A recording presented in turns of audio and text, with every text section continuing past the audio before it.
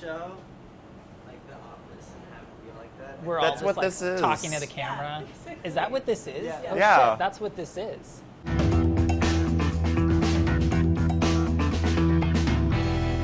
We are doing grilled brisket with scallion peanut salsa. People usually think of brisket as like a low and slow braising cut, which, you know, usually it is, but the cool thing here is that if you slice it really thinly before marinating it, you get like tons of flavor very quickly, and you actually don't get like a super tough kind of chewy texture. So we're super thinly slicing the brisket, and then we're gonna hit it with an intensely flavorful marinade. So all of that is gonna penetrate very quickly into the meat. First step is we're gonna slice the meat and get that set up in the marinade. I froze this for about an hour beforehand just because freezing the meat just firms it up, so it makes it a lot easier to slice. And I like slicing it, like leaving the fat cap on, because that'll actually add like a lot of flavor and richness when you grill it. When I say thin, I mean like gunning for like 1/8 of an inch.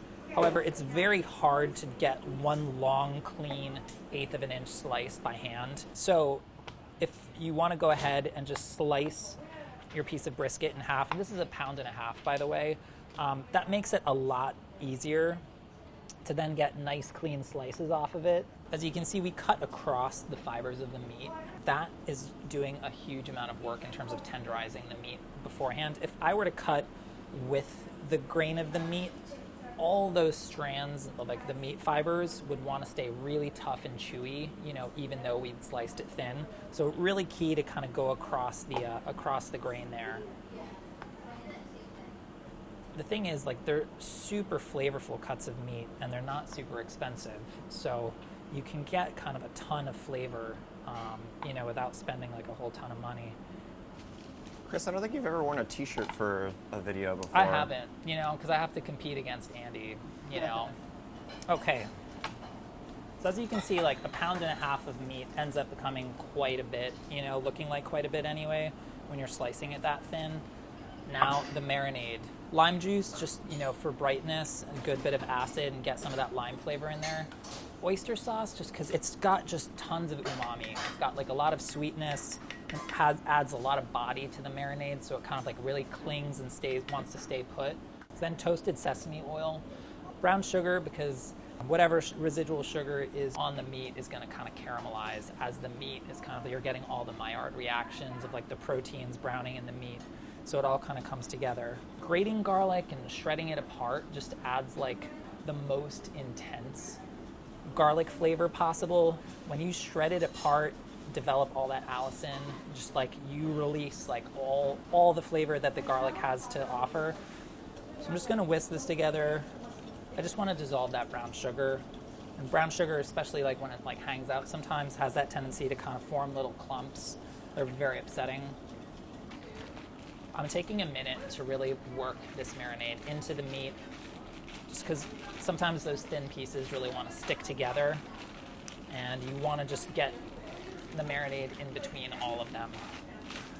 It's actually really satisfying to do this. I said in the recipe you could do this, you know, let it marinate for as little as 1 hour. Let's be honest, more is better when it comes to marinade times. I mean, yeah, you're gonna get some benefit in an hour just by dint of the fact that the meat is so thinly sliced. You know, we cut across the grains of and the fibers of the meat, so it's really gonna penetrate, but you really want to give the acid, soy sauce, and all of that a chance to really get in there. So I'm going to refrigerate this, you know, ideally overnight. I don't know that you can take it too far in any kind of like reasonable time period. Carla, are we worried about acid and salt in a marinade on a meat like couple days, especially in the case of thinly sliced brisket? I wouldn't worry. If it denatures the protein a little bit, it could be an advantage because brisket has tough proteins. Yeah. Yeah. Yeah, totally. Don't worry about it. If it was like chicken breast or something, then like, then it might get a little mealy. I wouldn't worry about it with, I wouldn't worry about it with the brisket. Thank you. I mean, whatever the recipe says, they're infallible, so. Yeah, exactly. So we are going to make our scallion peanut salsa now. The first thing I'm going to do is chop the peanuts. I'm just doing like a rough chop. I just want this to be kind of super textural, but not like any kind of whole nuts to crunch into. And then I'm going to toast the peanuts in the oil. So we can actually set this on a bit of a low roll here. I'm going to kind of keep tabs on it while we slice the scallions.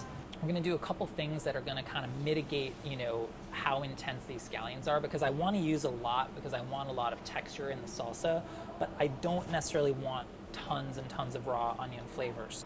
Does everybody at home know that Andy's knife is nicknamed Herb Slayer? I'm going to trim the tops off just a little bit.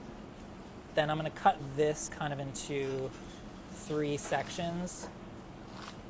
So I'm going to cut these into lengthwise little kind of like matchsticky pieces. I know that seems like a terrible fuss, but there's something like very, very cool about what this does texturally in the sauce that you couldn't really achieve another way. Definitely not forgetting about the peanuts. Oh yeah, so right on the friggin' edge, ma'am. Probably a touch too toasty. I messed up. I'm gonna redo those. We're gonna own it. Chris burnt the peanuts. I just want to like point out though, it's not that they're burnt. It was 8.5 minutes. I'm making a qualitative choice, you know, that I just want different peanuts. That's all.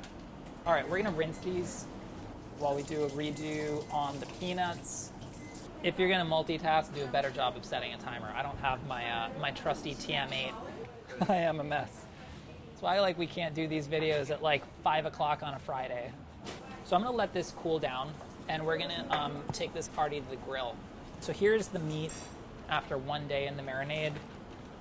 So it released a lot of liquid, as you can see. I'm just gonna lay it out kind of in a single layer, take a second to kind of separate it, just so that when I go to the grill, I can throw it on there real fast. I'm also separating the meat just so I can just season very lightly, but consistently. Let's do it.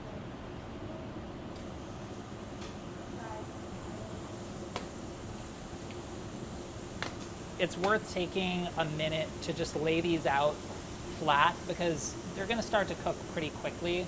And when you go back to kind of turn them over, you just want to make sure you're not turning the ones that actually don't need to be turned. You want to expose as much of the meat as possible to the heat of the grill. Again, like this is a braising cut. Some of these I'm going to let go a little longer. Great color on these, super fired up about that. Going like 1 to 2 minutes on that first side. Second side, you know, 30 seconds or so. Feeling very justified in my t-shirt choice right now because it's hot. Ready, Chris? Yeah. You can go.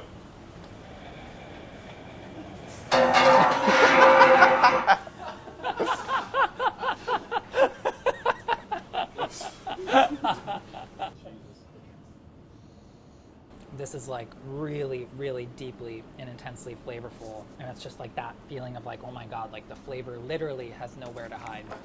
So we've got the beginnings of our salsa that has now cooled down. And I'm gonna put the honey. I like the honey just because it adds a little bit of viscosity to this dressing. So it just wants to cling a little bit better to everything. Lime juice, definitely need salt.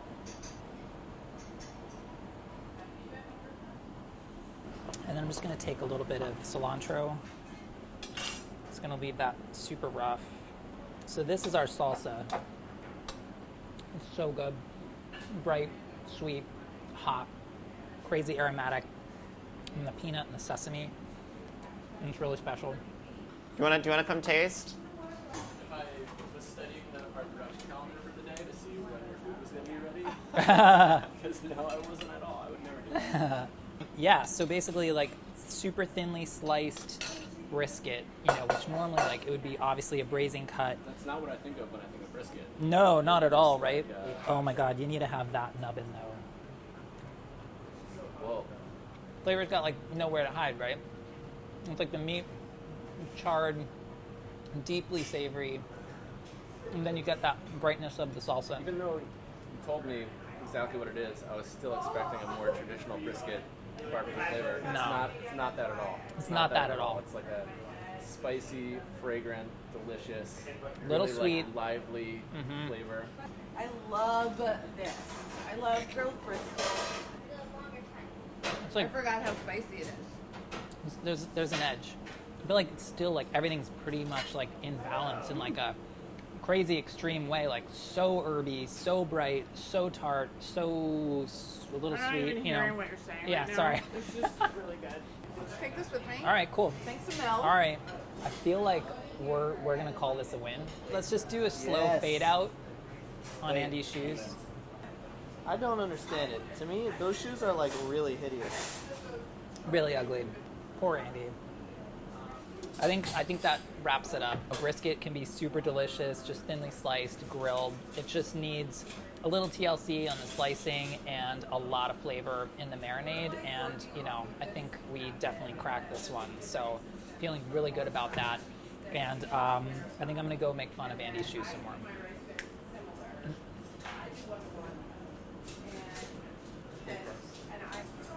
He's doing the lean right now. Yes. He's This is doing the the lean I'm right talking now. That's the about, lean. man.